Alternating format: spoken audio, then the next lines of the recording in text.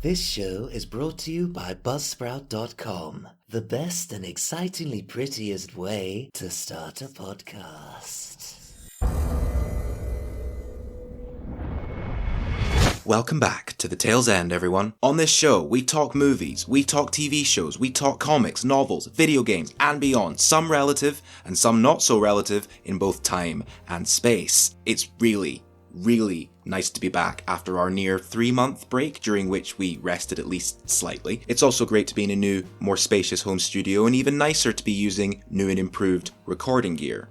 My old setup was getting super tired, and by the time it came to sitting down to conceptualize, perform, record, and edit the season 2 finale of Vicious Cabaret in December, it was all starting to malfunction in some rather unique and unexpected ways. As such, I decided it was time for a change of studio scenery, and also for a little bit of a technological overhaul, not to mention a proper chair, housed in an environment that does not, primarily at least, consist of giant, brightly coloured cushions and foam. This new space is in fact conversely a much more breathable, organised, and pleasant space to inhabit, and I, as a result, am feeling refreshed, more like a bird spreading its wings in seemingly boundless surroundings, as opposed to a feral cat trapped within a poorly constructed wall with live wires running through it, and therefore ready to dive back in. Just before we get into the review and analysis of The Walking Dead, The Ones Who Live, I'd like to say a huge thank you to all who came out and showed some love for the VC Season 2 finale in December of last year, and also the continued love you're showing for VC and The Tale's End, both presently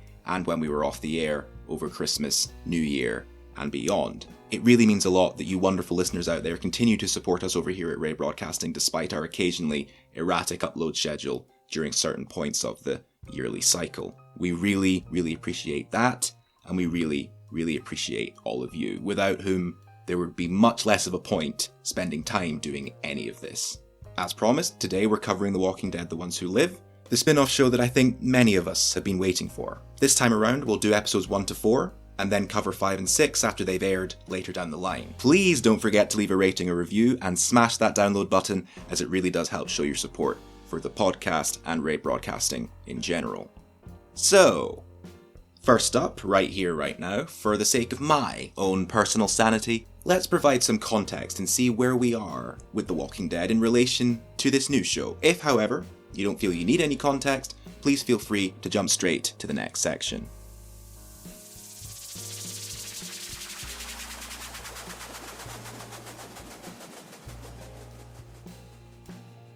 There was a time in my life when it seemed like the original Walking Dead show would go on forever, when it seemed as if the show would just continue to seemingly effortlessly take the world by storm. But, as we've spoken about before on this podcast, that storm began to calm around the show's 7th season. The original show had a tendency to change up its storytelling style from season to season, and when it was done well, and the right decisions were made on the part of the writers, the show excelled. However, the writers then began experimenting with the storytelling style in a manner that began to rub audiences the wrong way, suddenly making them wait for weeks on end for the show to cut back to their favourite characters and the depiction of their various fates with the use of the boomerang storytelling method. A method whereby, in The Walking Dead's case, the writers would start a story arc in one episode and spend an entire episode focusing on that one arc, with a view to possibly returning to it once other arcs had been explored in a similar, singular fashion, as opposed to cutting back and forth between, say, 2 or 3 story arcs in one episode, the latter method of course being the one that the core audience for the original Walking Dead show had grown used to over 6 seasons, as it was the method that the writers tended to favour during the glory days. The boomerang method is technically cheaper to film, and is usually designed to build long-term tension, but in this case it just created frustration. That, among other things such as Carl's rather dismissive exit, caused a great deal of the original show's audience to lose interest. Writer Angela Kang came on board to fix the show after it had been driven into a rut, and she did that while also having to deal with the departure of a character that had been the face of the show since the beginning. Quite the undertaking, but nonetheless she achieved that as well. But in terms of audience numbers, compared to the early days, not as many people actually noticed this recovery, thanks to AMC losing about, I want to say 75% of its viewership for The Walking Dead by the time season 9 began, and I think that's super unfortunate, because she really did a brilliant job. Angela Kang managed to bring back that compelling feeling that made The Walking Dead so great to experience in the early days, and managed to carry that forward after Andrew Lincoln left the show to spend more time with his family, and Norman Reedus, Daryl Dixon, took over as the lead. Daryl Dixon, of course, got his own self-titled spin-off show set over in France, and we'll get to reviewing that show at some point soon, and also try to pin down where it fits within the timeline, but my point is, during the subsequent years after Rick's exit, it seemed like Rick and Jadis had been carried off in that CRM chopper and straight into development hell. There was a time, particularly during COVID, where it seemed like that chopper would never land anywhere at all, given the amount of format changes that Rick's future undertook. Initially, there was going to be a trilogy of movies, then that trilogy became a single theatrical release, then came the pandemic, which of course shut everything down, and once that was finally over, that single theatrical release then became the Rick and Michonne Show. With movie and TV show productions, it can often be the case that a project going through that many format changes could be seen by audiences as a bit of a red flag. As an audience member, I had hoped that this wouldn't be the case for The Ones Who Live. I had, however, also resigned myself to the possibility given my past experiences with other shows and movies. My hopes, however, began to at least slightly override that resignation when the first of the 3 spin-off shows actually came out. If you're new to the Tale's End and you fancy hearing my more detailed thoughts on the Maggie Negan spin-off, Dead City, then feel free to check that out if you haven't already. But to sum up my thoughts on that first show for our purposes here, I'll simply just begin by saying that I liked it, but I didn't love it. There were scenes and moments within scenes in Dead City that I genuinely wanted to watch on repeat because I enjoyed them so much. I'm thinking particularly of Negan smashing a Croat thug's head through several glass windows while chanting, "Knock knock!"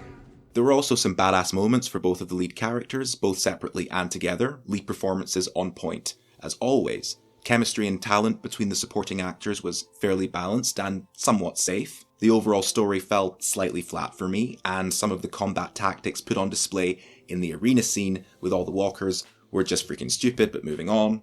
Greg Nicotero has stated that all of these Walking Dead spin-off shows, being Dead City, Daryl Dixon, who we'll get to another time, and now The Ones Who Live, or, as my brain has annoyingly abbreviated it, The Walking Dead Towel, will all begin to kind of merge as certain seasons go forward, and then will eventually culminate in another limited series that brings them all together in a kind of endgame style scenario. Now, not a bad plan, in my personal opinion, but despite my hopes for the Rick and Michonne show being raised by Dead City and later Daryl Dixon, they were only raised to a moderate level, and I'm not sure if that's a reflection on the overall quality of the first 2 new spin-offs, or perhaps me keeping my hopes and hype in check so that I wouldn't expect too much from the show that I had really been waiting for so long and possibly be more let down as a result. But as it turns out, at least as far as the first episode of The Walking Dead The Ones Who Live is concerned, I had basically nothing to worry about. Let's get into the breakdown of The Ones Who Live episode 1, titled Years. And of course, spoilers ahead. I tried. Please no. I tried. This wonderfully haunting inaugural line hooked me right away. Hearing Rick's voice again. For the first time. Again. You are late. Go away. Whatever you say, boss man. Do carry on. Anyway, hearing Rick's first line, which is being spoken over a black screen, we then slowly fade into the opening shot. Rick is facing away from the camera, the back of his head in focus, staring out the window. Now, before we even get to what is outside the window and what it represents, I first want to mention Rick's hair. Andrew Lincoln has great hair, that cannot be disputed, but its length is already a visual clue as to how long Rick has been stuck wherever he is, before we are directly told. Upon his exit from the original show, Rick has his hair cut short, and we have a rough idea of how long it takes Rick's hair to grow to this length, given the progression of his hair and beard in the original series. I'm heading the way of the tangential prey already here, but I'm just saying if you haven't been keeping up with any of the other shows, or any of the promotional stuff, it's a nice opening reminder. That opening shot also tells us that wherever Rick Grimes is stuck, it is a place with power. For those that have caught up with the other spin-off shows that came out before DC, Double D, and Towel, I like abbreviations today,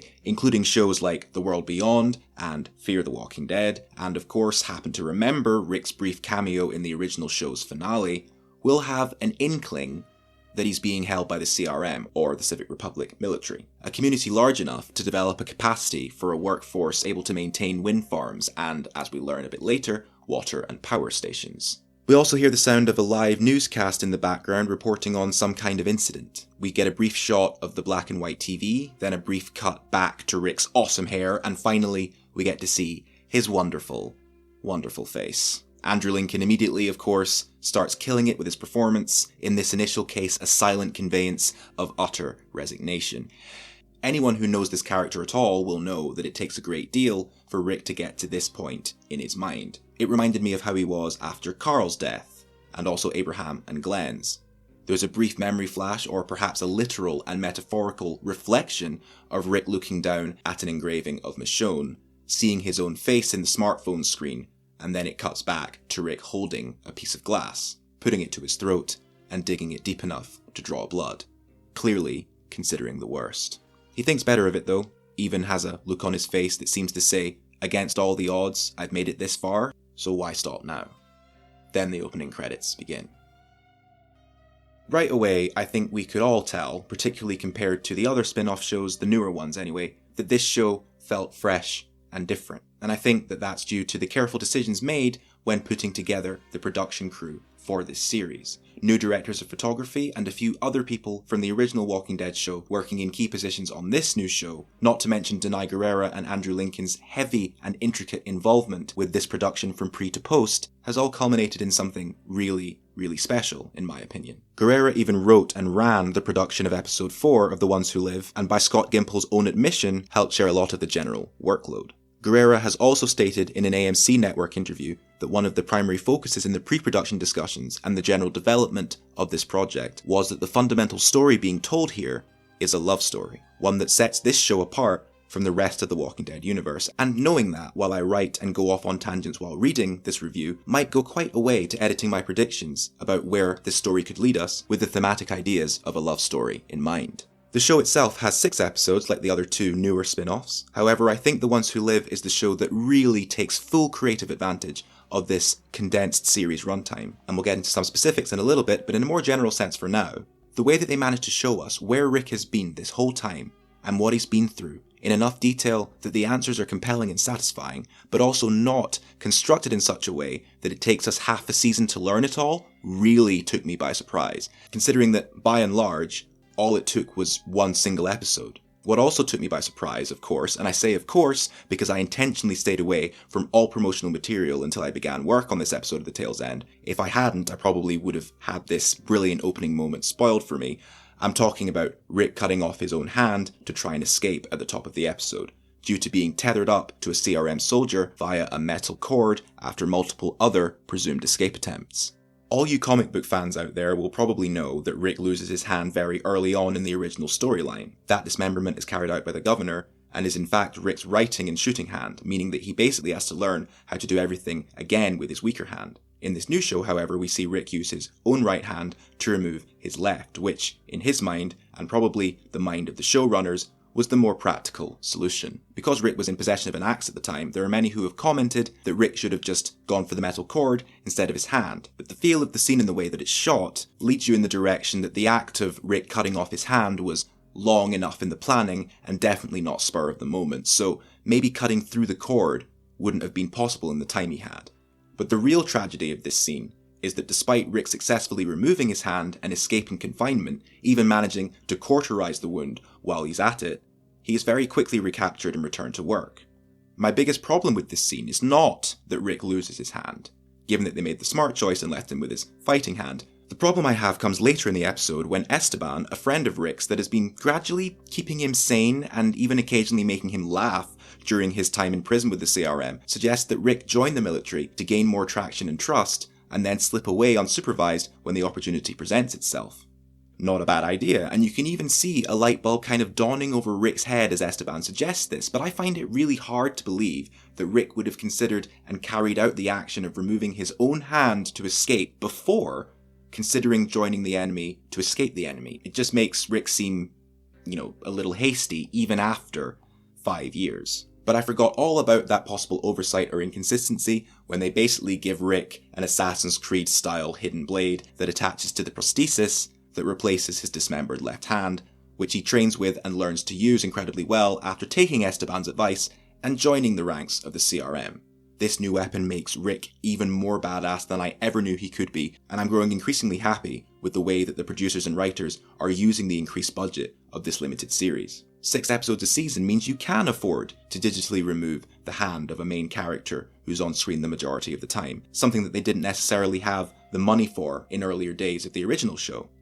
The actual moment, or cut-off point, if you will, also reminded me of the first episode of the original show's 7th season, when Negan almost makes Rick cut off his now late son Carl's hand. The way Rick's face looks and the way his voice cracks when he looks down at his own hand in this episode and says, This is how.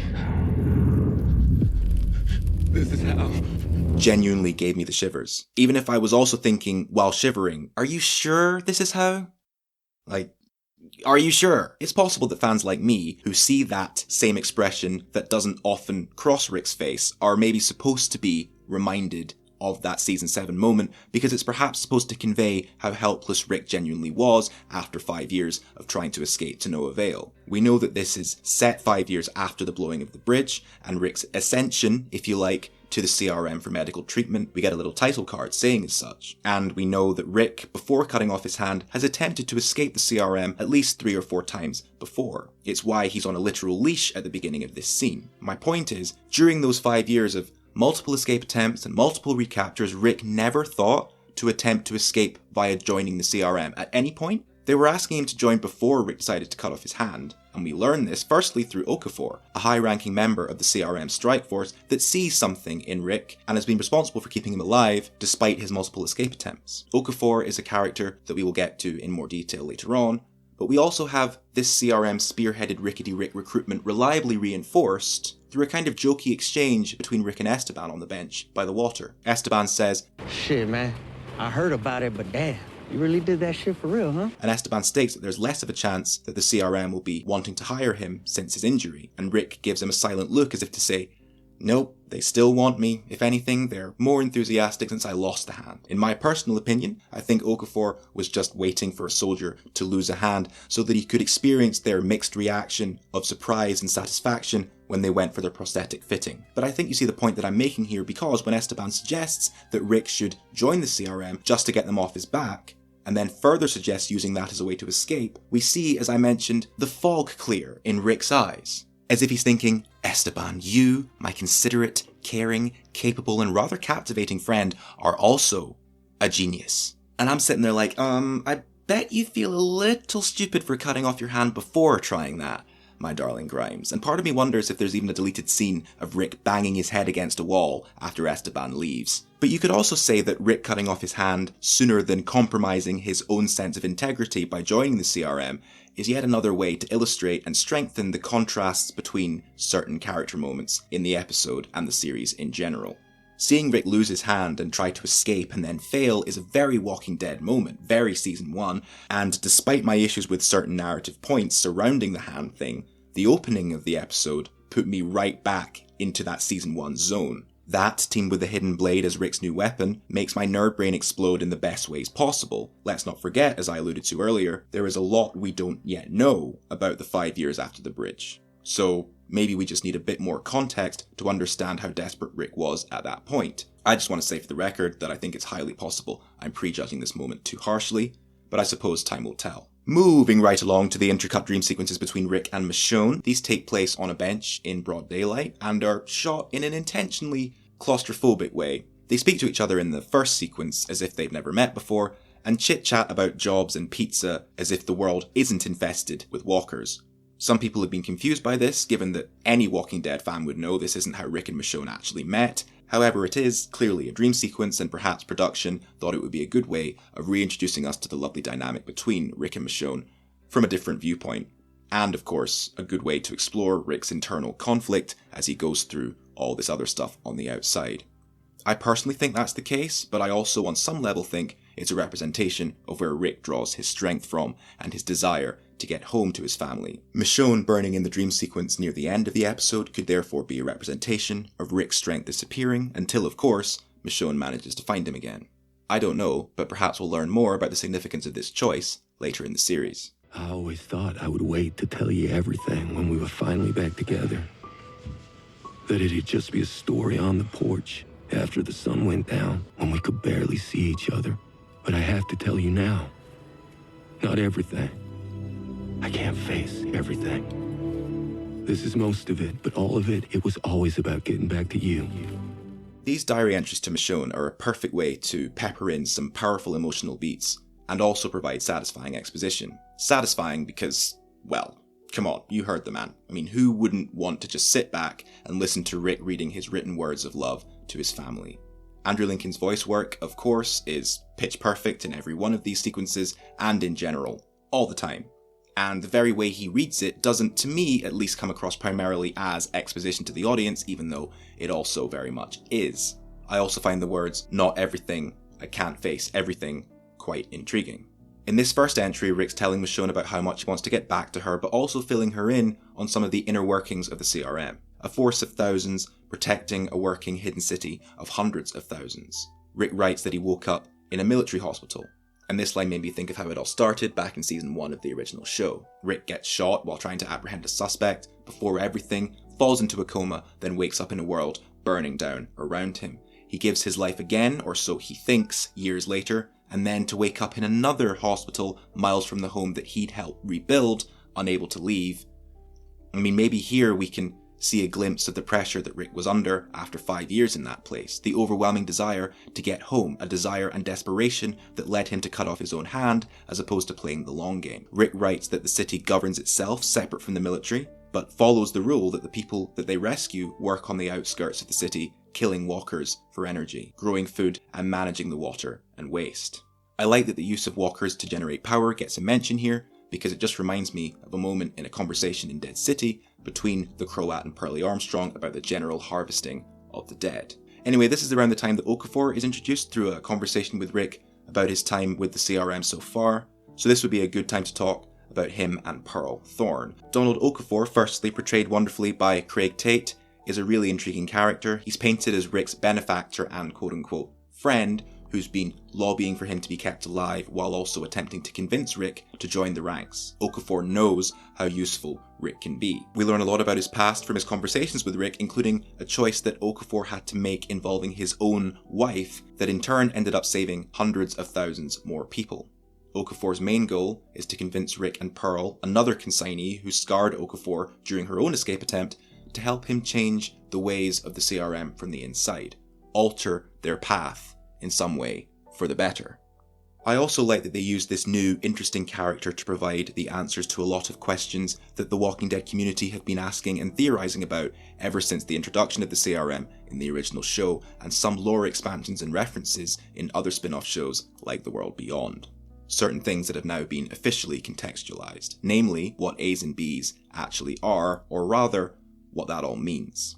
As it turns out, many that have been theorizing about this for the last 5 years weren't far off at all. A's are classified by the CRM as those who are natural-born leaders, the kind of people who would die for what they believe in and would do anything to achieve their goals. People capable of changing the way that societies work. Those people are usually sent out to die, as of course the CRM does not want their status quo upset, given their inherent regulations about secrecy and clandestine operations. B's, however, are those who are just trying to survive the apocalypse, those who just want to be safe, who cling to the idea of the way that the world used to be and will happily be led by leaders. Those people are brought into the CRM's secret city after working as consignees, and then work their way up the civic ladder. Rick and Pearl would be classified as A's, and so it's thanks to Okafor's convincing that both of them are still alive and have the opportunity to work their way up the ranks of the CRM. Okafor was also the one to find the message in a bottle that Rick left for Michonne, and this reveal culminates in a wonderful scene between Rick and Okafor, where Rick learns just how much Okafor knows about him and Michonne by extension. I think of the dead all the time. Back of the note, your message in a bottle from escape number 3. They would have sent me to find you and finally erase you. You are my charge. I'm the one who'd have to kill you and Michonne and anyone else you ran to out there just knowing about. You don't get to choose for the world. You don't get to choose for me. I don't. You made the choice. My wife is my choice. My daughter, my life is my choice. You think I went what I went through? Did what I did to let anyone choose anything from me? Just let me go. No. Let's deal with you. But you fight here now. You fight for them. You already made the choice. Even if he did escape, there's every chance Rick's family would be quickly located and captured, or just executed, meaning that Rick really can't escape, even if he nearly does, because this conversation takes place after Rick's quote-unquote final escape attempt. Knowing that his family would be targeted is too big a chance for him to take. It's like Rick himself once said, I don't take chances anymore. yeah, I mean, that time he was talking to Morgan, he only half meant that. But this time he really means it. Before we get to Pearl, let's go back to Esteban for a quick second. When we first meet him, he's celebrating about his new inner city job working in water and power. No more swamp ass, you feel me? And the next time we see him in the inner city, he's surprised to learn that Rick actually took his advice and joined the CRM, and is further shocked when Rick pulls out a map and begins asking Esteban questions about sewer exits. This is one of my favourite moments in the entire episode, Esteban's beautiful and not so subtle fake out when he's I like, can't tell you shit, all right? Even if I did tell you shit, you know, the shit I would tell you would definitely not be that this tunnel would take you due east to a junction about a mile out. And there happened to be a padlock grate there. I 100% wouldn't tell you that the code to open is 4399. All right, but you don't have to die, man. So don't fucking die, okay? and not only that, but Rick's look of genuine gratitude when Esteban gives him the information that he needs. When it comes to Rick's final escape attempt before that aforementioned conversation with Okafor, I like the execution of it. However, on my first watch, I became afraid that the show was going in a very Naughty Dog / HBO Max style apocalypse direction, but thankfully they didn't go there. The Last of Us is a wonderful thing, but I'm fine with the core of its narrative not being emulated within the Walking Dead universe. Besides, Rick will already have his hands full with Judith and RJ. I do, however, think that the award-winning HBO Max adaptation has influenced a lot of the cinematography and sound design of The Ones Who Live, and I'm personally fine with the similarities ending there. Moving on to Pearl Thorne, we see her briefly in the opening sequence before Rick loses his hand, and then we meet her again after Okafor is introduced when Pearl chucks a glass at Rick's feet to introduce herself and thank him for showing her that she can't actually escape the CRM. Just one more note actually while we're on the subject of Pearl's initial conversation with Rick. There's a brief moment of action that precedes that conversation where we see Rick repeatedly stabbing the advancing walkers in the head and being cheered on by an increasing number of other consignees who are all just watching Rick be a badass, which is fine with me, by the way. I couldn't help but think, after then meeting Pearl and watching her thank Rick for showing her that she can't get away, of the original show's 6th season, episode 9, No Way Out. With the really cool, some would say not so cool, but thematically cool, quick cuts between all of the civilians turned fighters of Alexandria. And what a huge moment that was for those who have never fought before to stand up behind Rick Grimes, no less, not let up, and take back their home. But I was reminded of that moment in a kind of inverted sense because Pearl is thanking Rick for showing her the exact opposite of what Rick was able to prove to the Alexandrians years ago. Another great way of showing just how far Rick is falling, further reinforcing the position we find him in at the very beginning of this episode. Pearl, played wonderfully by the way by Leslie Ann Brandt, someone that I already adore from her time as Mazikeen on Lucifer, so seeing her in The Walking Dead is really exciting for me, is also a really interesting and dynamic character, and seeing her this close to Rick Grimes while he is himself in these particular circumstances is even more intriguing. In a way, she's a mirror for Rick, but she also represents and reinforces how broken he's become. Kind of maybe a broken mirror. I mentioned earlier that during Rick's initial voiceover, he states, "I have to tell you now, not everything. I can't face everything." Now, this might, although upon a rewatch I'm less inclined to go with this theory, possibly be a little hint that there may be, or maybe was, once upon a time, a relationship between Pearl and Rick before, or even more possibly after, Rick decides to give up on his desire to get home and ultimately stop writing to Michonne and his family and going as far as burning the letters and carvings. That version of Rick, God, I like this theory less and less the more I go back over it, may well have decided to not exactly pursue a relationship, but they may at least be seeing each other.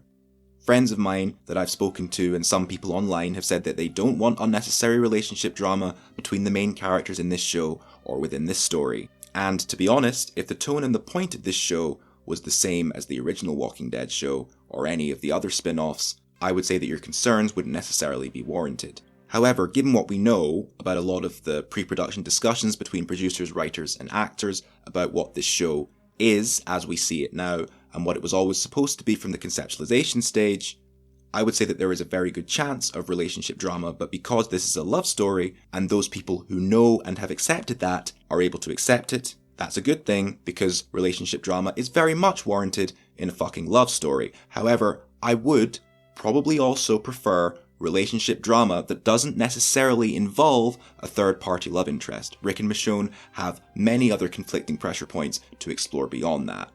Rick's warped, settled perspective on how things have to be versus Michonne's idealized view of what her husband represents and what he, at least currently and on the surface, is no longer representing, to take just one example. Now, I write this very sentence having only watched the first 2 episodes. I'm reviewing 1 to 4 and will also end with a few trailer-sourced predictions for episode 5 before the Q&A. So by the time I get to reviewing episode 4 and then that trailer, we will hopefully have a better idea of where the story is going in terms of romantic conflict for Rick and Michonne. Pearl would be a pretty obvious but definitely not altogether unwelcome spanner in the works. My point is that because this is a love story, the CRM, what they're planning, and how it'll all affect the rest of the universe going forward is, at least in this series, a mere backdrop to the real story being told here. This backdrop will most likely be brought to the front at some point when we get the limited culmination endgame style series in the future.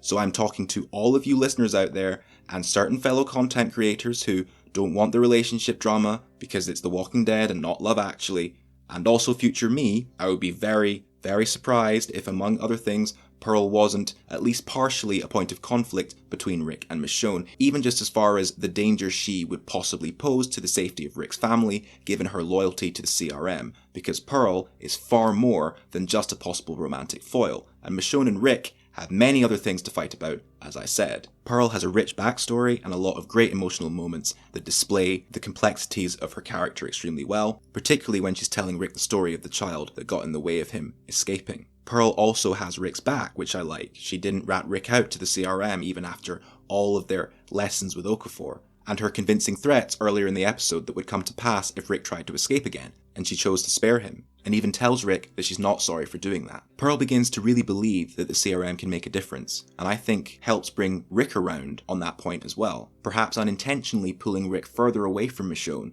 or the Rick that he was when Michonne was the most important thing in his world. There are some other moments where Pearl really gets to shine in this episode, such as when she would start with a practical jab and end with a philosophical twist before exiting a room, sometimes with a little bit of broken glass thrown in there. They're not gone. She isn't. They aren't. We are. At least there's one more good man in this world. One more good man to try and save the world. Whether he wants to or not. That line directly precedes where the episode begins, and we all know what headspace Rick was in at that point. That, if you like, was Pearl showing Rick that he really can't get away either, locking him up even tighter, in a way. Rick showed Pearl that with his hand, as mentioned earlier, and she even says that to him. I don't think it's a coincidence that Rick cutting off a piece of himself to show a new friend or possible love interest that she can't get away was maybe partially mirrored when Rick says to Michonne in his final letter that he didn't go through with it, but he still decided to die.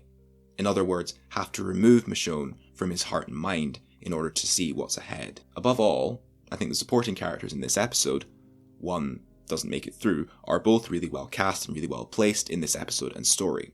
Okafor's death was also something I didn't expect, and though the pacing had been perfect up to that point, I was also so glad that they then did what I wanted them to do, but I genuinely wasn't expecting them to do, to reunite Rick and Michonne in one single episode. It was perfect, and it being heralded by Okafor's death was really good execution. Pun intended, I suppose.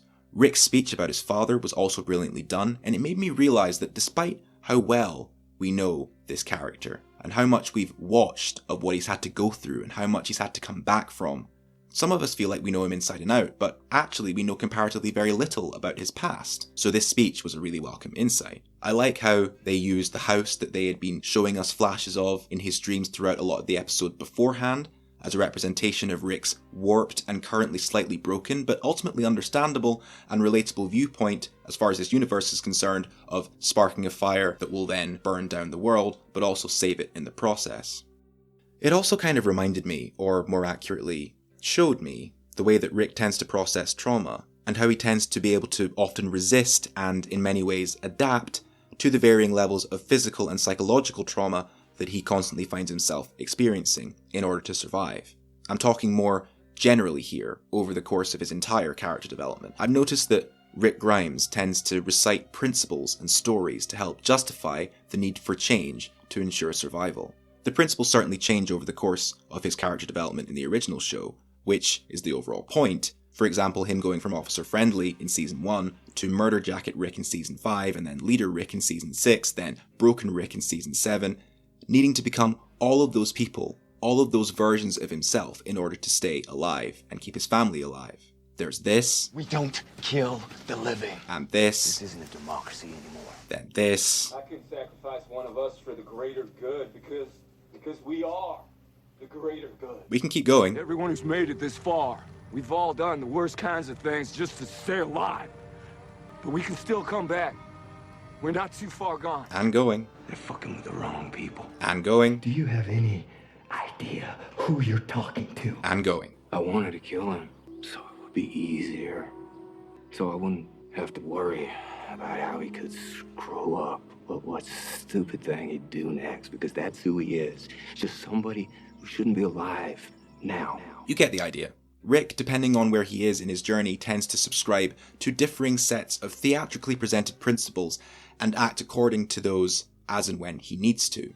This happens many times throughout his journey on the original show, and I don't think it's any different now. When Rick is telling Okafor about his father, this new principle of burning the world down to somehow save or rebuild it in the long term is a side of Rick that we haven't actually seen much of before. But I think, as with a lot of Rick's transformations, it manifests itself to the character first as a story, then an ultimate principle that underlines that story. That he'd lit the fire. That the farm was gonna fail. And what he did saved it. He saved us. And it just rocked me. I thought he was the most honest man I knew. My mother said what he did wasn't right. That the scars and the pain, it just reminded him that he saved us.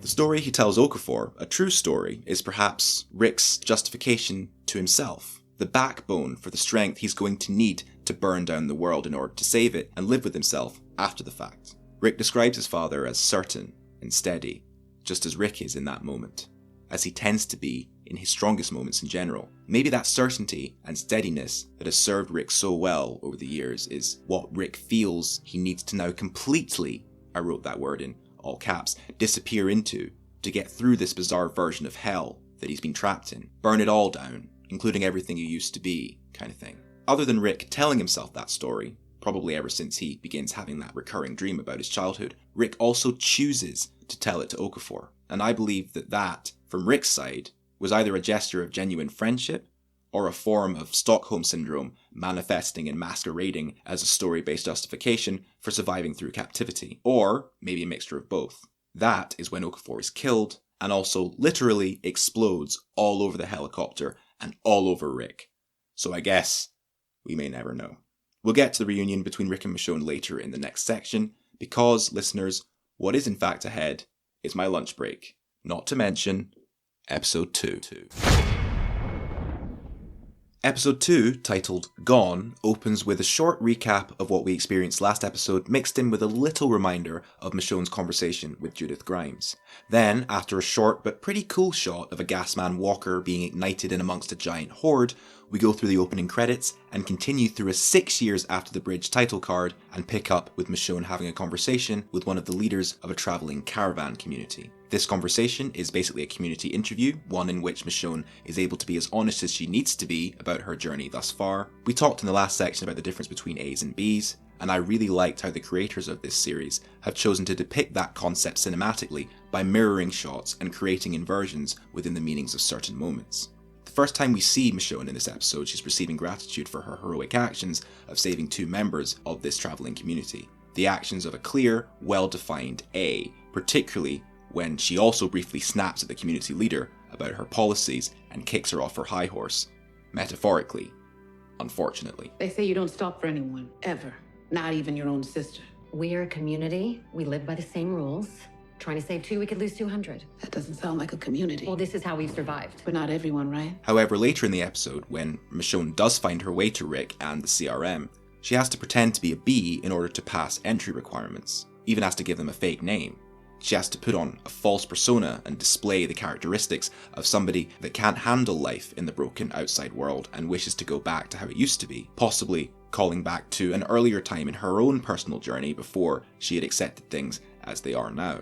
Those mirrored or inverted moments are counterbalanced well and cleverly placed right at the beginning and near the end of the episode, with, of course, Michonne's journey being explored in between. Speaking of Michonne's journey, we are reintroduced to Aiden and Bailey, who were first introduced back in season 10 of the original show, who we now find out are members of this travelling community. They both have a couple of interesting lines, or more accurately, use, in my opinion, quite interesting terminologies when referring to the Walkers. Of course, as we all know, unless you know nothing about The Walking Dead at all, the fictional concept of a zombie does not exist in this universe. The idea or mere concept of a zombie is alien to all of those who reside within the Walking Dead universe. So these zombies might as well be posthumous body-snatching aliens to these people. As a result, many of them have different names for them. Rick calls them walkers, a term he reminds Michonne not to use when being interviewed by the CRM, but we'll get to that a little later. And it seems that the people of this community call the walkers the wailing and refer to giant groups of them as herds as opposed to hordes, and refer to the travelling patterns of a walker horde or a wailing herd as a migration. Wait, do they say hordes at all? Or am I thinking of Days Gone again? I think some people call them hordes. You know about the migration? 5-mile wide hordes of the whaling? Haha! Nat's got my back. Anyway, the point that I'm making is, after more than a few years in this apocalypse, for a lot of people, walkers or the wailing have become more like diseased, deadly cattle to be corralled, avoided, or taken on in small groups as opposed to monsters that have brought about an end to civilization. I like how we're in a period or era of The Walking Dead where the focus can be more about the societies thriving and diving within this setting as opposed to the setting itself being still somewhat constructed. Moving on to my favourite member of this travelling community, someone we will come to know very well over the course of this episode, and that, of course, is the bubbly, zany, technological, philosophical, passionate bundle of fun that is Nat, played wonderfully by Matthew Jeffers. This performance and this character made such an impression on me, and has made me fall in love all over again with the way that The Walking Dead writes supporting characters. Nat enters absolutely distraught that the rear guard wouldn't let him leave to go and save Bailey and Aiden, and honestly, you can really feel how much this guy cares. This following initial exchange between Nat and Michonne is one of my favourite lighter moments of the entire episode. And you just brought them back. They asked for my help, so I helped them. You want your own wagon? Makes me giggle every time. I also like a little moment just before that exchange when Nat is hugging Aiden and Bailey, having not spotted them upon entering the room in a rage. It's just a quick shot of Michonne smiling in reaction to witnessing the unforeseen shift from despair to the joy reunion, while also feeling the relief that Nat suddenly experiences. It's a nice little touch. Michonne is no doubt thinking of what it would be like for her and Rick to be reunited, and I like how Nat's sudden realization and reunion will kind of mirror Michonne's later in the episode, as Nat, unfortunately, exits the show. Yeah, he doesn't make it, but we're going to talk more about him anyway because goddammit he made a lasting impression. Before we get back to the story, this would be a great time to mention the music, supervised by Henry Van Roden and composed by Corey Wallace. Overall, I think it's really well done, and gives vibes of the mid to late seasons of the original show's soundtrack, with a few new themes and motifs here and there. I particularly like the theme used for the travelling caravan community. I might just end up calling them the TCC, as it gave me a lot of Old West travelling convoy vibes, and laterally it reminded me of Red Dead Redemption, which, side note, how awesome would it be to see Andrew Lincoln play Arthur Morgan in live action? If it's even possible to make a Red Dead Redemption movie or show and do it justice, but come on. Just think about that for a second, before we move on, and what Undead Nightmare would be like. Okay, let's move on to other things I liked about this episode, whether they be moments of darkness or light. I like that Nat convinced Michonne to stick around for a night. I also like how he does it, jabbing her metaphorically with practical reasons to stay that would benefit her, but still ultimately making sure that she feels listened to, welcomed, and not trapped by this community, because of course, everyone around her sees how capable she is, and I like that the way that they show their gratitude reflects that.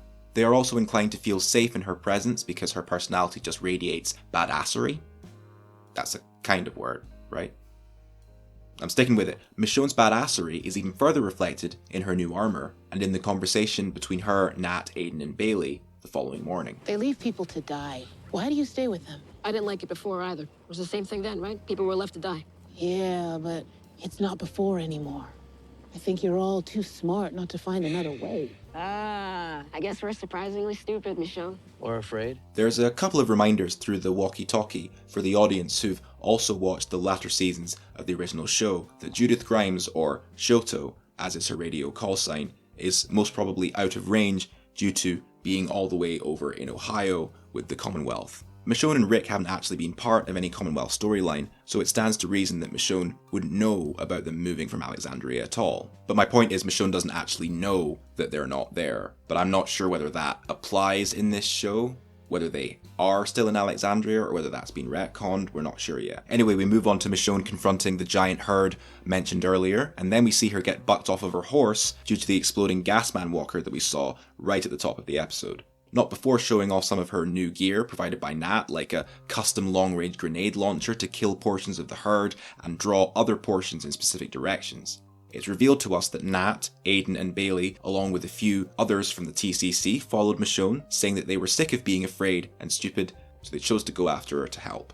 Nat really helps by setting off 2 giant long-burning fires at 2 strategic points either side of the large herd, making them part like the Red Sea when ignited. Great moment, followed by an even better scene later that day when we get to see Nat, Aiden and Bailey thank Michonne again. Not for saving their lives, but for waking their asses up and giving them enough confidence to strike out on their own. The thing with supporting characters on The Walking Dead is that the general unspoken rule tends to be, if you like them, they're either going to become main or returning characters somehow, or they're going to be given all of this wonderful character development and be inspired to make a difference and save people, and it's going to get them killed in the end. Usually in the most brutal and or heartbreaking way. It is The Walking Dead after all. From there, the main character, being Michonne in this case, carries their memory with her throughout her journey, further developing her as a person. And I have no issue with that. It's a similar thing with Rick and Okafor, although not quite. But there's a possible interesting extra twist with these guys from the new and improved TCC, an extra weight of sadness that I think is more apparent than it usually is as far as The Walking Dead is concerned, and we'll get to that in a little bit. All I'll say for now is that I really, really, really wish that Bailey had taken Michonne's direct advice when she tells them to head back to presumably Alexandria ahead of her, that she'll even tell them what to say, who to talk to, and how to get in. Not dissimilar from the way that Rick instructs Michonne how to get past the CRM interview later in the episode. This, people, is how you mirror moments properly. Ahsoka, a show we've also talked about on this podcast, is conversely a great example of how not to do that, but back to The Walking Dead. We get a bit of an insight into Nat's backstory. He talks about his mother being one of the few people in his life that was there for him, his father not so much. However, he mentions that his stepfather, who called himself Danger, would always get him to build stuff, like industrial timers and lifts to help Danger with various jobs, which taught Nat, in turn, how much he could build as well as burn, because before Danger came along, Nat was just focusing on blowing stuff up and burning things down in the woods. This wonderful character moment, however, heralds the arrival of a CRM chopper, sporting some tanks filled with chlorine gas, and then we get one of the most painful scenes and sequences that I've ever experienced in The Walking Dead. Watching these lovely supporting characters save Nat, and I say save Nat because he survives, not because he's a bad supporting character, he's my favourite, slowly choked to death the morning after Michonne directly told Bailey to go back to safety and live and raise her baby with Aiden in Alexandria was really quite challenging. We've grown accustomed, in many ways, to the style of violence in The Walking Dead. I would say people being eaten, having limbs removed, or seeing a character's guts splayed out everywhere, etc. has all become par for the course. What I don't think we're used to is the manner in which these characters are killed off. Being choked to death by chlorine gas, especially Bailey, who we know is pregnant, was just so different for The Walking Dead in the most horrifying way, and it's far more effective as a result. And of course, those who die from exposure to the chlorine gas then come back as walkers that then, in turn, for lack of a better phrase, have to be put down, which just adds insult to injury, especially when it comes to Bailey. Following that, we have a deliberately slow, painful, wheezy-ass sequence of time passing by while Nat and Michonne shelter and heal from their injuries sustained to their lungs and throat. I like the way that they use a skylight to depict the passage of time and the sequences of the seasons. Very simple, but powerful. I also love Michonne's conversation with Nat about being able to still believe that Rick is out there and still go home to her kids. We see Michonne not giving up, but choosing another path. One where she can go home with her new awesome friend and be with her children in Alexandria. A path that she chooses after much emotional deliberation. This is probably a good time to gush about Danai Gurira's amazing performance. In my opinion, Danai was always one of the stronger actors from the original series, and one of the best characters, fight me. And she's always been given many good opportunities to show her stuff, but I think The Ones Who Live really puts on display how dynamic of a performer she really is, even just in this one single episode. We have a stoic hero, badass fighter, fallen and recovering hero, mourning friend, conflicted wife, longing mother, and a whole mix of all of the above once we finally get to the reunion. I say finally like it took a while, it didn't, and that made me even happier as an audience member. Before the show came out, there was a lot of people online speculating about how they would structure the reunion of Michonne and Rick. Some even said that they expected or would have even preferred them finding each other a bit later on in the series, and I disagree. I think that the reunion feels deserved this early on because of the way that the creators chose to structure the story of these first 2 episodes. And it leaves more time to explore an even more interesting dynamic between Rick and Michonne, both now in the confines of the CRM. I would, however, despite him perfectly filling the role of an impactful Walking Dead supporting character that tragically dies to ultimately help the main character grow and learn, would have liked to see what Nat would have been like within the confines of the CRM. Honestly, if this series had maybe 10 episodes instead of 6, they might have gone that way, because I think that because Nat was such a strong character, it would have been a really interesting dynamic to explore. Plus, Nat gets to live.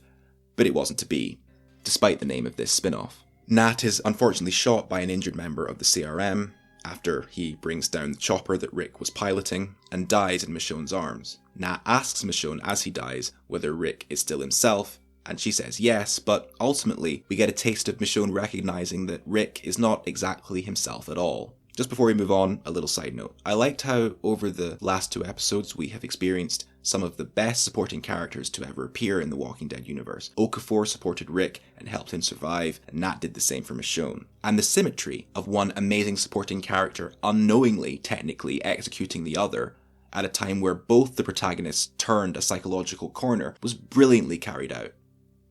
I've already used the execution joke. Nat and Okafor both separately taught Michonne and Rick to go on without the need of pursuing the other, just before they find each other again. Brilliantly done. Following that, we come to the B side of the A and B juxtaposition I mentioned at the top of this section. We see Michonne giving a fake name, a fake story, a fake weapon of choice, and she, of course, kills it. That through and through A, slipping right under their noses. One thing I will say as a minor negative, I felt like the CRM soldiers that were interviewing Michonne out of focus sounded a little, CW in terms of their dialogue delivery. They, to me, sounded quite, robotic, but maybe that was the intention, given what they represent. Notice Michonne doesn't tell Rick about his son RJ, because of course, Rick was gone before he was able to learn that Michonne was pregnant. She's waiting to tell Rick after they escape, which some have been confused by. Some have said that maybe it would have been a good added incentive to snap Rick out of the mode he's in, which Michonne is starting to see more and more of, not just in his eyes, but in his words, and general defeatist attitude and demeanour. Plus Rick's admission about what happened to his hand being during one of his quote-unquote last escape attempts. On the other hand, maybe Michonne feels that this version of Rick isn't ready to hear about or deal with that kind of information, not at least until she's managed to work out what he himself has been through and why he seems to be so apprehensive to the idea of fighting back. This probably isn't a side of Rick she's seen since the bad Negan days. Maybe she remembers him saying, "You told us to get ready to fight. I didn't listen and I couldn't. I can now." And so Michonne is being smart and choosing her info drop moments with care. We see Michonne's trademark defiance and sense of injustice when she mentions to Rick what the CRM have been doing to the outside world, juxtaposed with Rick's resignation, and I'm really interested to see more of that. That defiance and fiery sense of injustice is what Rick is going to need to remind him of who he is. You will show him you remember that he is Mr. Incredible, and you will remind him who you are. Go, confront the problem, fight, win! I also really like the panning shot of Michonne learning the sheer size and scale of the enemy they're up against this time. Hundreds of soldiers and military vehicles, and it might have gone a long way to making Michonne understand her husband's apprehension, and probably made Michonne miss Nat even more. She even pulls out his Zippo lighter, the one that belonged to his stepdad Danger, and sparks it, as if he's standing there with her. Here's hoping that she picked up a few of his tricks throughout their time together. Before the episode draws to a close, we see Jadis appearing in Rick's apartment, to of course ask, Rick, what the fuck are you doing? Honestly, this was a spanner in the works that I'd completely forgotten about, in the best way. We get to see a more brutal, but also more genuine side of Jadis that I, at least, am not used to seeing. The change in her eyes when she asks Rick what the fuck he's up to, and then the genuinely scary threat of the lives of Rick's family being in her hands, given that Jadis of course knows who Michonne is and where they all are, really worked as a great cliffhanger that I didn't even know we needed until it happened. Before we get to the flashback scene and the continuation of the cliffhanger conversation between Rick and Jadis in the apartment, I'd just like to point out the significance of the episode titles of The Ones Who Live, because when I learned what the title of this episode was, it became clear that the titles of the first 3 episodes spell out years gone by. The title of episode 3 is obviously a different spelling of the third word and has a different meaning, but I'm interested to see whether or not episodes 4 to 6 spell out something separate or something that is a continuation of the first 3 words. Time will tell. I was not expecting this episode to open with another flashback. It's like my creator prayers have been answered when it comes to big studio writers utilising storytelling tools properly in order to convey necessary story points quite naturally and effectively to the audience. Rick barely even says anything in this scene. His strong silence makes Jadis do the talking. She's trying to get Rick on side, sway him while knowing he's obviously angry at her for bringing him to a place that he's not able to leave. We get a little bit more insight into Jadis' connection with the CRM, and it's revealed that she was granted entry due to delivering Rick. There's also a little mention of the CRM's so-called 500-year plan, rebuilding the world into how it used to be, or even better. Remaking civilization? Finally besting the dead? That seems like a perfectly fine way to spend one's life. Something's just occurred to me as well. It's mentioned by Scott Gimple in the episode 2 Inside Luke that the reason the TCC was attacked with the chlorine gas was because of how close the community came to the border of Philadelphia, which is CRM territory. The assumed policy at this point would be to kill any large group of people that get too close to where they're based. However, in this Rick and Jadis flashback, we are reminded that Jadis' community of scavengers that she headed in the original show were approached by the CRM to set up a resource exchange deal. The scavengers would deliver either threats, A's, or workers, B's, to the CRM, which means, although I could be wrong about this, it's possible that the CRM have a policy of approaching communities on their own terms, but wipe out anyone on the outside who discovers the CRM on the outsider's terms. I would therefore like to put forward the question, if the CRM are sworn to secrecy and will kill anyone who, as I just said, doesn't discover them through the CRM's preferred process of basic imprisonment, secrecy therefore forcibly sworn as a result, then what was so special about Jadis' community? What sets them apart from the other communities? You could say that it's the scavengers' we take, we don't bother policy. Maybe the CRM somehow trusted them to keep to themselves above other communities like Alexandria or the Hilltop. I'm getting ahead of myself here actually, because Dead City is apparently set 7 years after season 11, the final original season, placing Maggie and Negan's first series together in around 2027. The Ones Who Live, however, is set 6 years after season 9, meaning that Rick and Michonne's show is set this very year. So, there's around a 3-year difference between the first and third spin-off, and pinning down exactly where the new Hilltop community location is actually not that easy due to the details being rather vague. My question would be, beyond the CRM's special treatment of Jadis' community, how many communities does the CRM actually know about? I wouldn't be putting forth this question if it hadn't been confirmed that all these limited series are going to, as I mentioned, culminate in another limited series that links them all together. I'm very aware that I've gone into the weeds a little bit with this tangent, and the focus should be on the story as opposed to the timelines, but the storyteller in me just couldn't resist. Anyway, the other thing I like about this flashback is when Jadis reinforces that the CRM and the city operate separately, and now part of me wonders how that deal came to be, but maybe we'll find out. Moving back to the present, we see Rick go and visit Pearl, who's crying about Okafor. I'm honestly trying to work out where Rick's mind is at in this scene. One of his goals is to make sure that he gets Pearl to vouch for Michonne since they suspect her of being an A. Rick tells Pearl that Michonne is an A and doesn't want Michonne to get sent away because she saved his life. Then he pledges to her that despite Okafor's death, they're still here and can carry on his work. Is this a fake pledge just to get Pearl to vouch for Michonne, or is this a genuine promise due to Rick's solid belief that there's no fighting the CRM, so they might as well stay and make a difference? I'm not sure as of yet, but if it isn't, and Rick does have another plan of some sort, I like how he used his genuine pledge to Okafor to help reinforce a possible false pledge to Pearl. If Rick is being genuine, then we've got more problems to come. We learn soon after, during the continuation of this cliffhanger conversation between Jadis and Rick, that Rick getting Pearl to vouch for Michonne did actually pay off, and Jadis is even impressed by this. To be honest with you guys, I'm honestly trying to work out if I've seen Rick at a more desperate or lower point than this in terms of the amount of pressure he's under, not including his hand. There are so many moments that I'm sure we can all think of in the original show where it honestly seemed like Rick was pushed to his limit. Laurie's death and the manner in which it occurred, of course, springs to mind. Carl's death, Glenn and Abraham's death, and Negan's general hold over him, but it seems that Jadis has a much tighter grip on what's important to Rick than Negan ever did. You can see the pain and despair in Rick's eyes, and of course hear it in his voice when he just asked Jadis, "Why?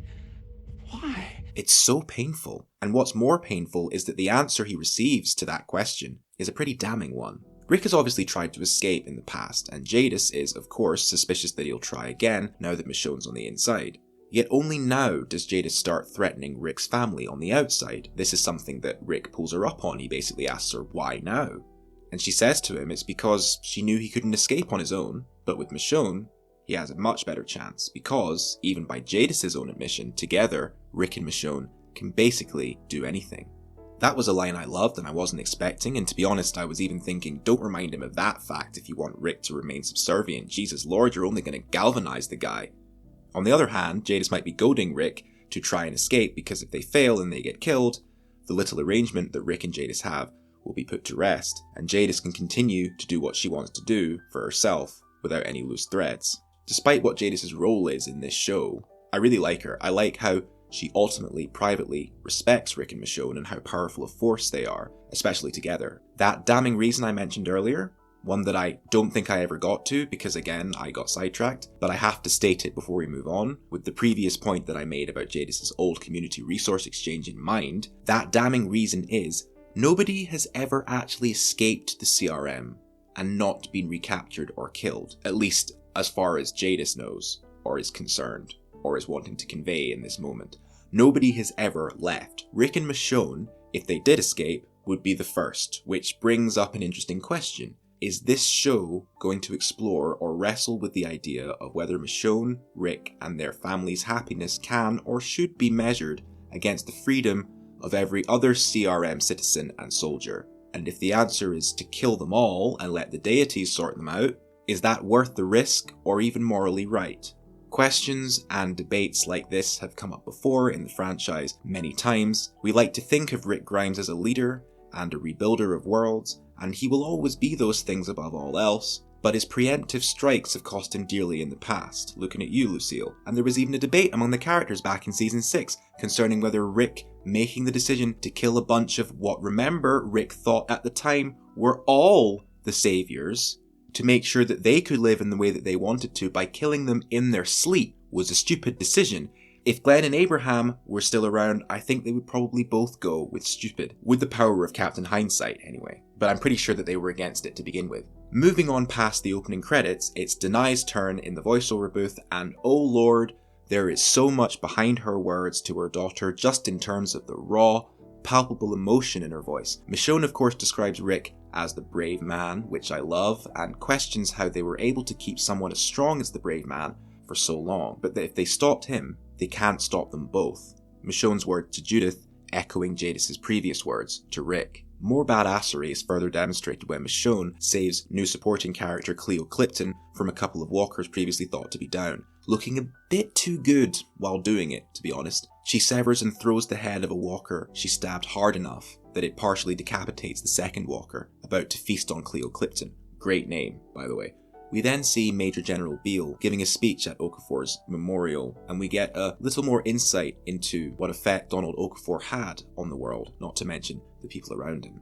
When we talked in episode 1's section about that confrontation between Okafor and Rick, where it's revealed that Okafor was the one who found Rick's letter to Michonne, I glossed over the decision involving Okafor's wife in terms of analysis because I was hoping they'd expand on it a little more here. And here, it's reinforced by the Major General that Okafor dropped bombs on his own hometown, killing his wife and, paraphrasing the Major General here, ended everything he was and everything he had. But, paraphrasing Okafor himself here, saved hundreds of thousands more in the process.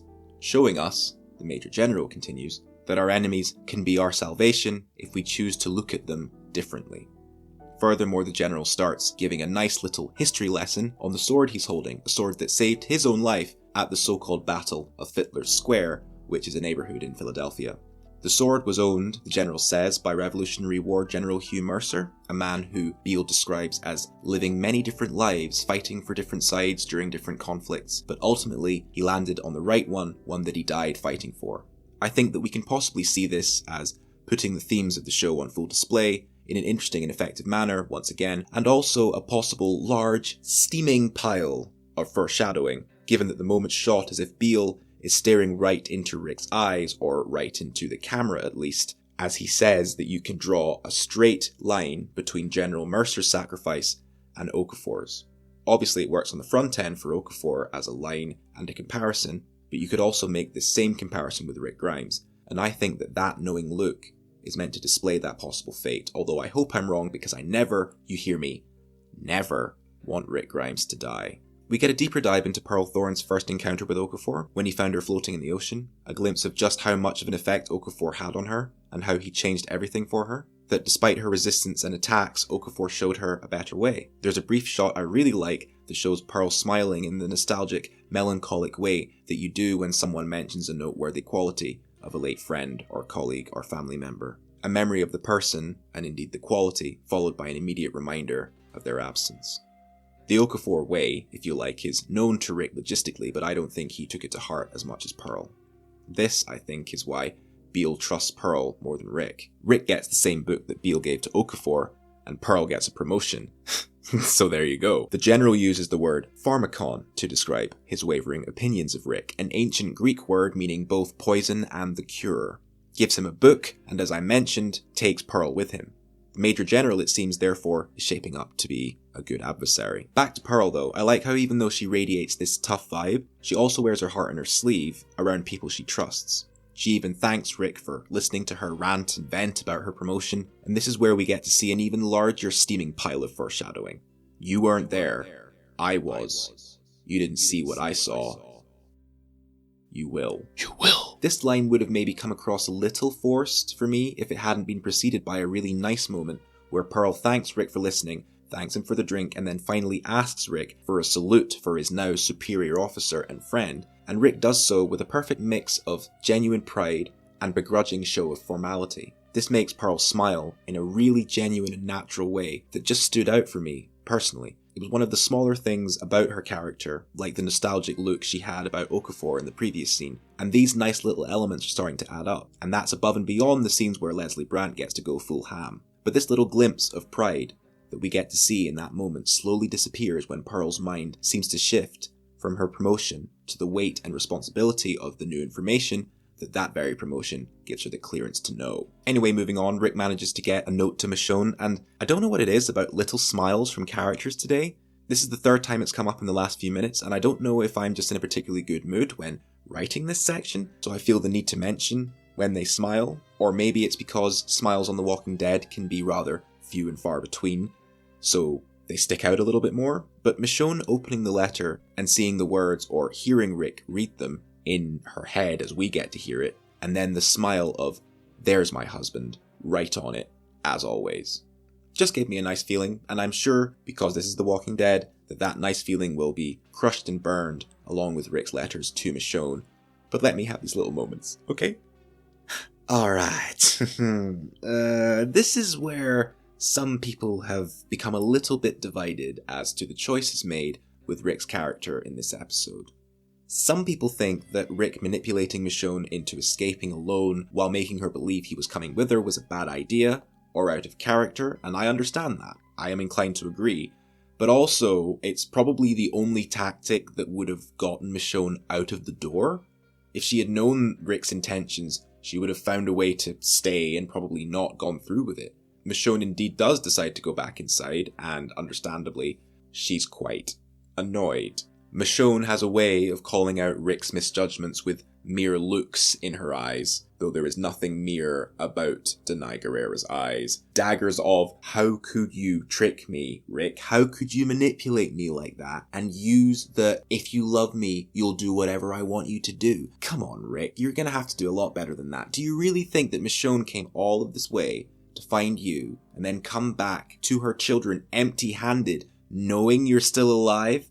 Mate, even if you do die, I swear Michonne is bringing back your goddamn head to the fam. She will get you home if it's the last thing she does. It does not matter who's in her way. A herd of walkers, chlorine gas, or a giant fucking army of actual soldiers, Michonne will surpass you.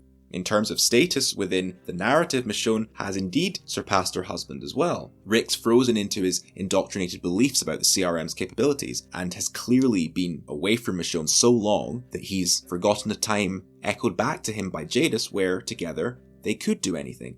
Michonne, of course, has stayed on the outside trying to find Rick Grimes all this time, and so rightfully has never fully moved away from that state of mind, and nor should she. Michonne found Rick against all the odds, escaped, decided to go back to get her temporarily, in caps, cowardly husband, and drag him out with her, kicking and screaming if it was the last goddamn thing she ever did. And then she became such an impressive consignee that Pearl asks her to join the CRM strike force alongside her and Rick. I honestly thought that when Pearl asked Michonne who she was just gonna flat out say while pointing at Rick, I'm his goddamn wife, though that didn't happen and it's probably for the best.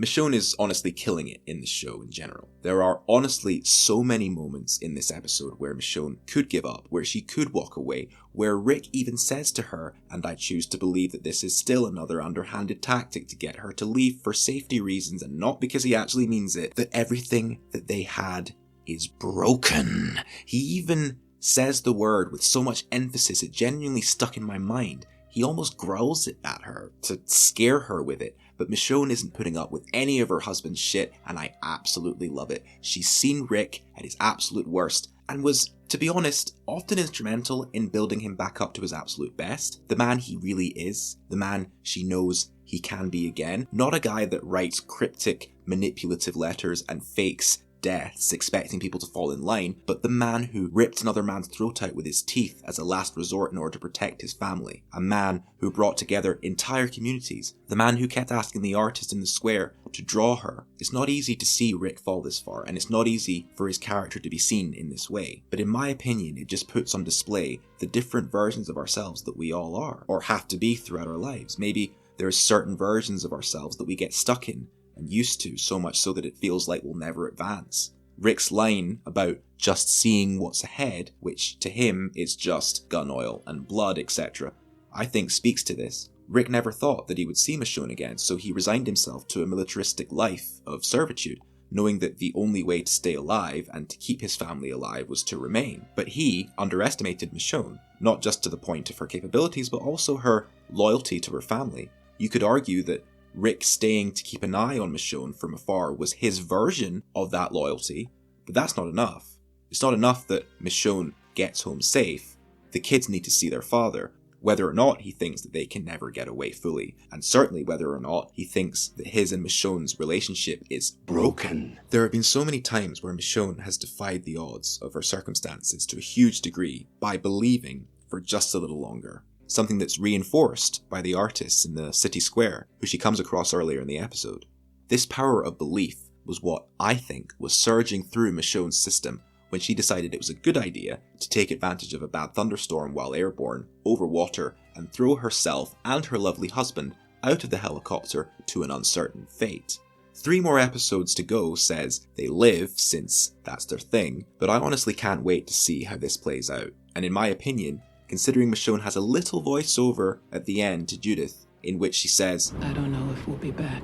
then you could make the argument that Michonne might be thinking, if I can't have Rick Grimes, then neither can the CRM. This fourth episode, titled What We, was the one that I've been looking forward to in a different way than the others, since it was confirmed that Denai Guerrera would be running the show. After how episode 3 ended, I honestly expected 4 to open with a dramatic, thrashing ocean waves sequence instead of a fancy automated waterside facility kind of thing. I think there's something to be said for seeing any Walking Dead characters interacting with each other in an environment that seems untouched by the apocalypse. It was jarring at first, mostly because I was wondering whether Michonne and Rick were collectively chalking up safely falling into water and finding themselves in a seemingly untouched paradise, at least on the surface, to blind luck, or whether they're immediately suspicious of that luck. This is an episode about one of the best power couples on television fighting for the power over each other's bravery or lack thereof. On the one side, you have Rick, a once great leader, browbeaten and manipulated into subordination and desperation for the safety of his family. On the other, you have Michonne, a warrior at the top of her game, but also a loving wife and mother who, fighting against all the odds, finds her husband in this captive state and is trying to snap him out of his trance. For the audience, the push and pull of wanting Rick to wake the fuck up, but also wanting Michonne to understand the gravity of their situation, that they can't, for example, just kill their way out, that it's not that simple. There are variables, catches and caveats that Michonne hasn't necessarily considered.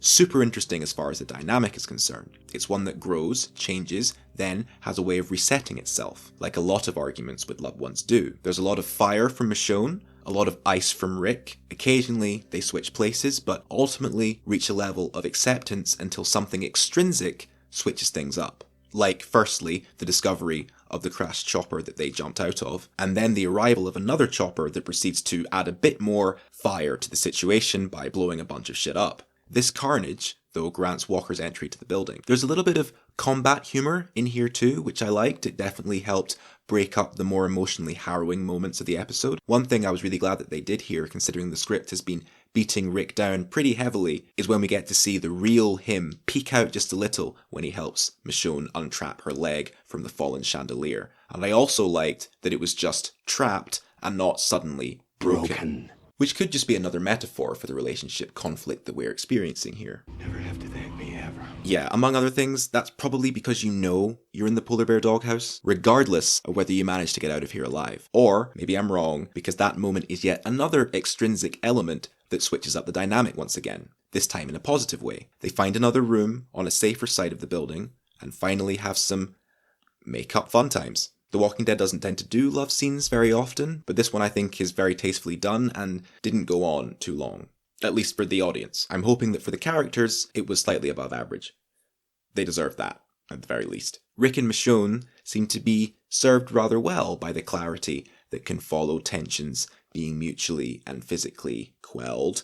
They talk about their kids, they laugh and joke, as if the bed they're lying in isn't in the same building as the one that's been partially blown up by technically 2 separate CRM choppers at this point. This reminded me of the dynamic that they had in Rick's dream sequence in the first episode of the series. That's how the scene starts, but eventually the reality of their situation comes back to haunt them. I like how Michonne puts on display through her words just how well she really knows her husband. She can feel his internal conflict, see it in his eyes. She even says with her hands on his missing one, "You say you can't go home, but I don't think you can go back." Michonne knows that even now Rick is trying to fight through his, I think a good term to use here would be mental conditioning, even if Rick wouldn't call it that, in order to get home. He's trying to stop the lies and truths he tells himself that allow him to remain in this captive state, one that Michonne is chipping away at bit by bit.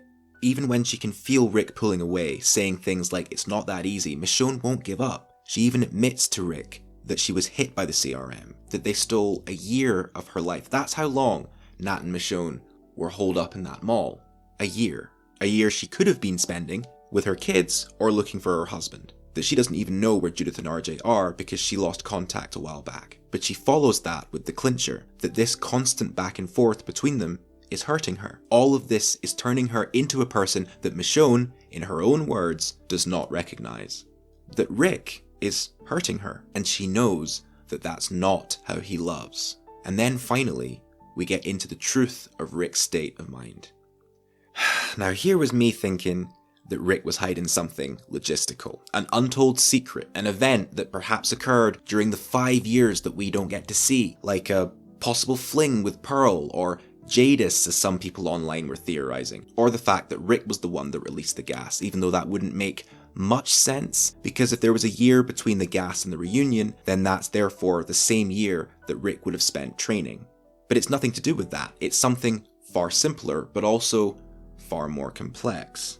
The CRM stole Rick's dreams. Not literally, of course, but the harsh reality of Rick's imprisonment and the sheer time spent took its toll. The only way that Rick could survive inside himself was through his dreams of his loved ones. But even those started to be burned away. First Carl, who we didn't see initially, but then Michonne, who we did see. We see her give him strength, but that burned away when she too turned into smoke. Even though this moment is so unbearably sad, this conversation is goddamn thematic fire. I absolutely adore it. When Rick mentions that he learned how to be dead but alive, it's kind of an evolution of his famous line about being the Walking Dead, and it brings even more context to the letters that Rick had to burn, saying that he couldn't see her anymore, and without her he would die, meaning that when she suddenly did come back, Rick honestly didn't know if he could stand to lose her again, so actively kind of chose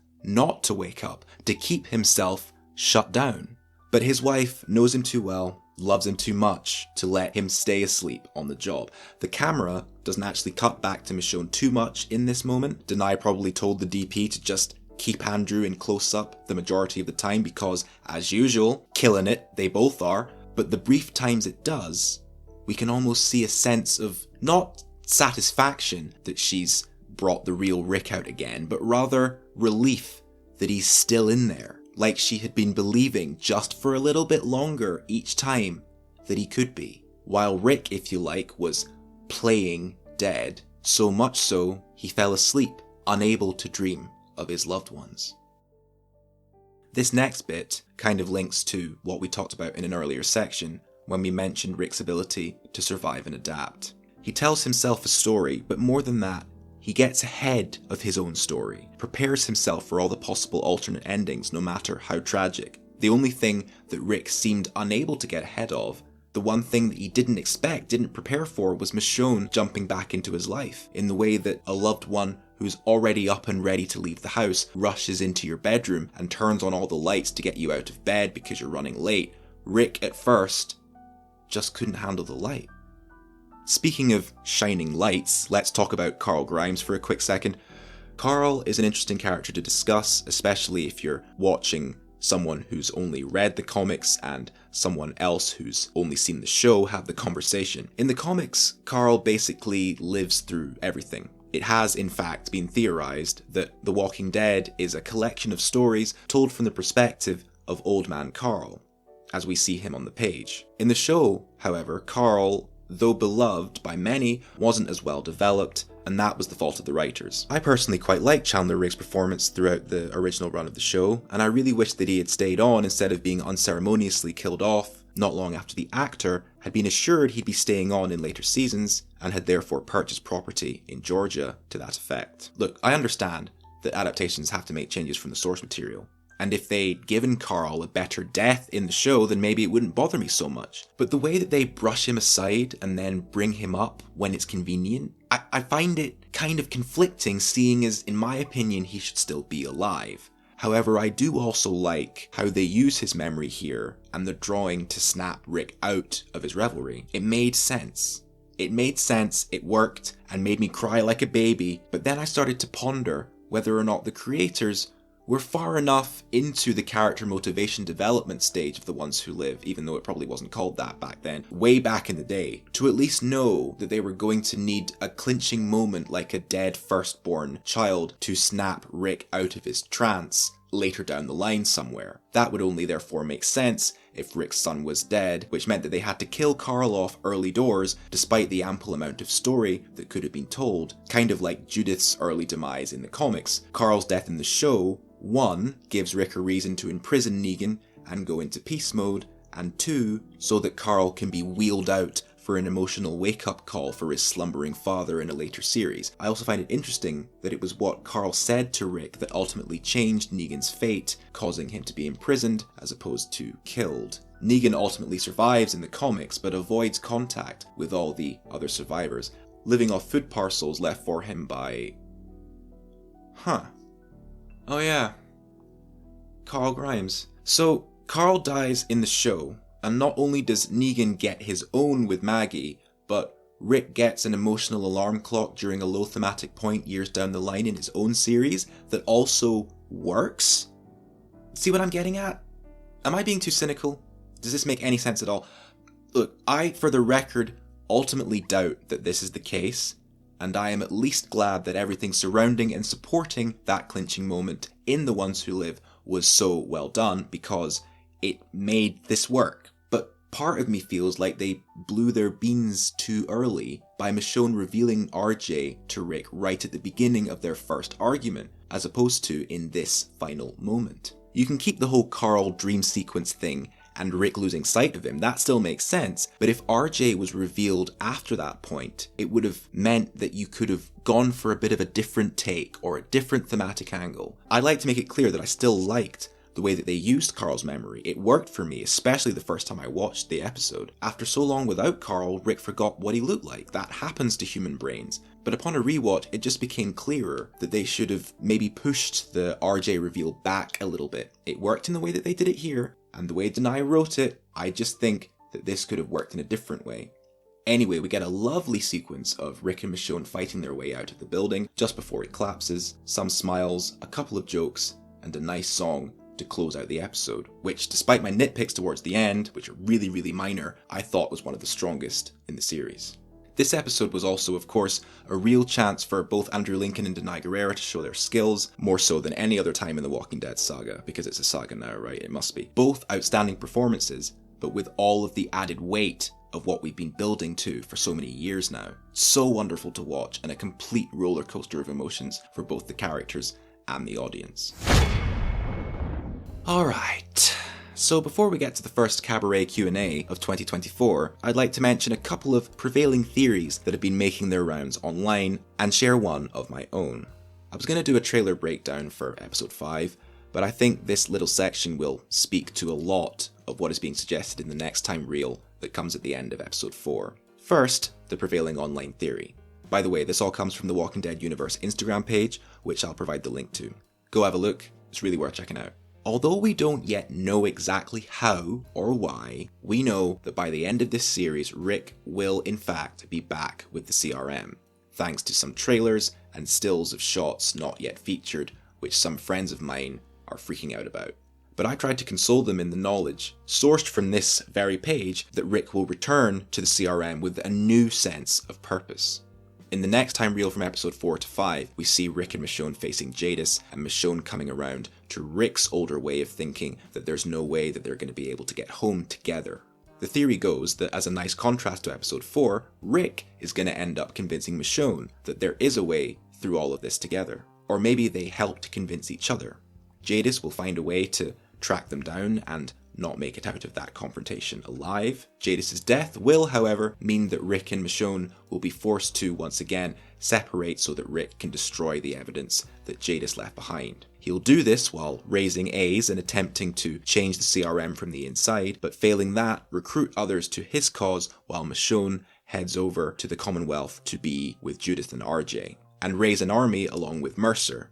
And that's a partnership that on its own sounds pretty unstoppable. Both Rick's inside army and Michonne and Mercer's army will of course assist each other when it comes to the time of confrontation. The Commonwealth army charging from the outside while Rick's crew perform sabotage from within. And on the other side, well, that's where we get to Maggie and Negan. We know that there's at least 3 years between The Ones Who Live and Dead City, making the first new spin-off the latest show in the timeline so far. And that show ends with Negan basically being forced to take part in whatever the Dharma has planned for him. According to this online theory, Michonne was the one who, presumably after returning from reuniting with Rick, contacted Maggie and sent the Hilltop itself over to New Jersey for an unclear purpose. at least as far as we're told in Dead City Season 1. So, could this team up to fight the CRM be something to do with that? Also, there's Daryl over in France, which takes place after The Ones Who Live, but before Dead City. And in the DD show, we see Daryl get in contact with Carol, who says, while interrupted by radio static, that blank is alive and blank came back. And this could be referring to first Rick being alive, then Michonne being back. So we can see in some ways how this all might culminate, according to this theory. Speaking of theories, and in fact radio static, time for my little prediction. I'll close with it because I know that people have a lot of questions about what's going on with Vicious Cabaret. We know that Rick and Michonne are much further out than they have ever been before in terms of location. And if they can have enough blind luck to jump out of a helicopter and not only land unscathed, but also find themselves in a fully automated facility that allows time for a change of clothes, family arguments, revelations, mental breakdowns, make-up sex, and even gives them a car, I wouldn't be surprised if they were also lucky enough to land slightly closer to maybe where Judith and RJ are currently located, making it more likely for Michonne to get hold of them and for them to work out where they are. Or this could happen while Rick and Michonne are at their lowest point collectively and will be brought back up and rediscover their strength when their kids manage to make contact with them, allowing for a voice-only cameo over the radio where Rick will talk to his daughter for the first time in years and meet his son for the first time ever. It'll be super emotional and will maybe even result in a family decision being made that involves Rick returning to the CRM and Michonne making her way to the Commonwealth, or wherever the kids happen to be, feeding into the earlier theory sourced from the Walking Dead universe Instagram page. Or maybe not. Alrighty then. Thanks for listening. Time for a quick Q&A.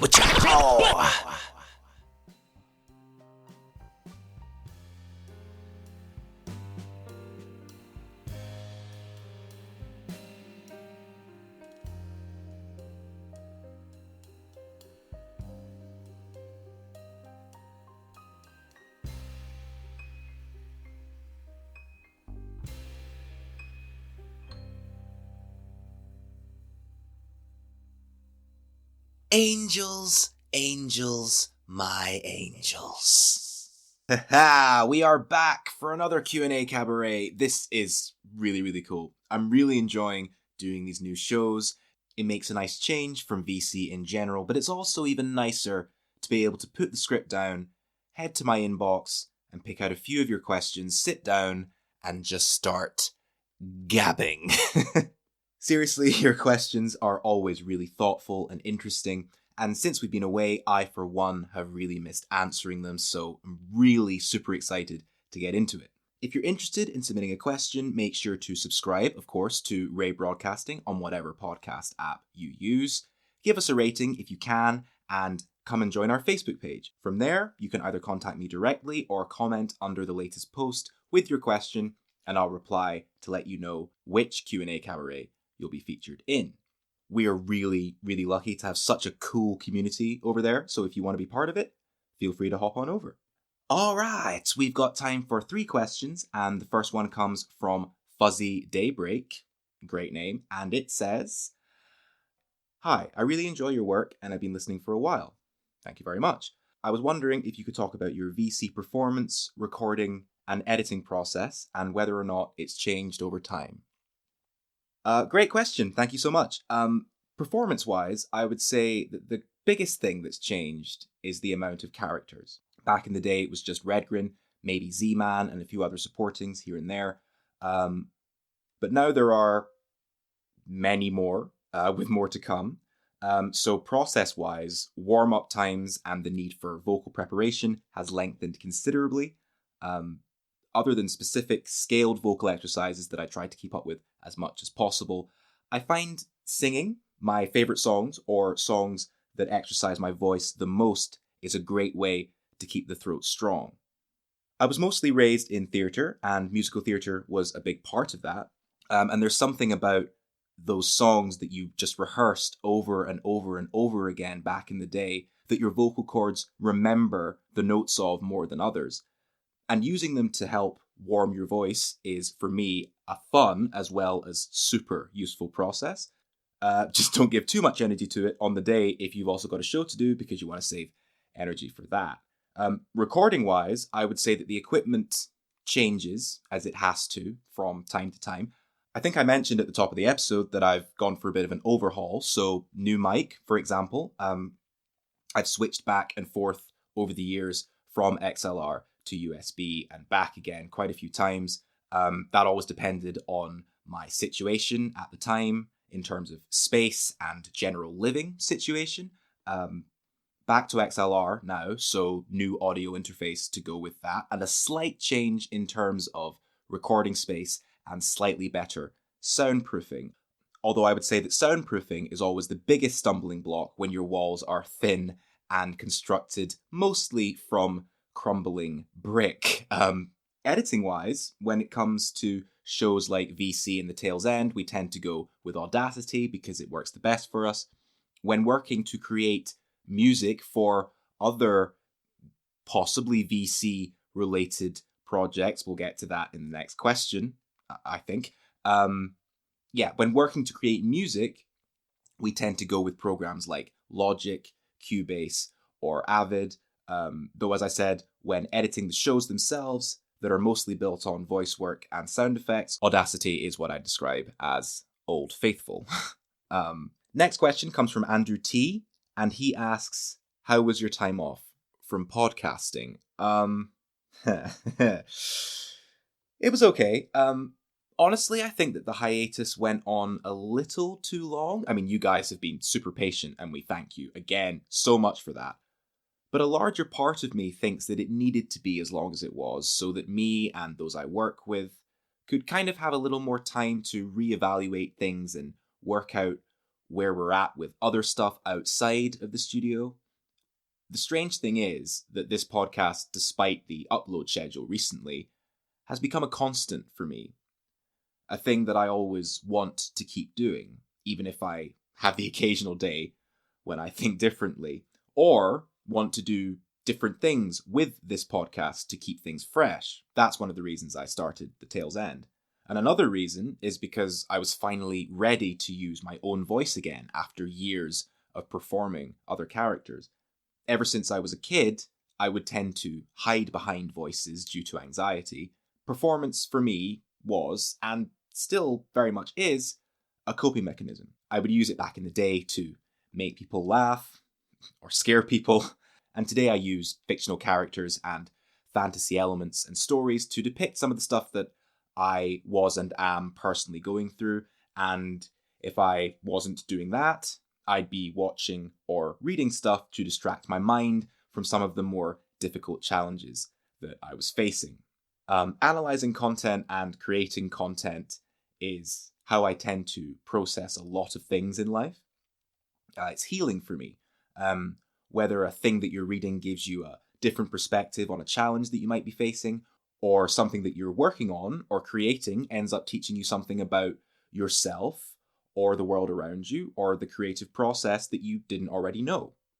So being away from all that for 3 months was very strange, but it allowed me to focus on spending time with family and friends, which was amazing, and on other elements of self-improvement.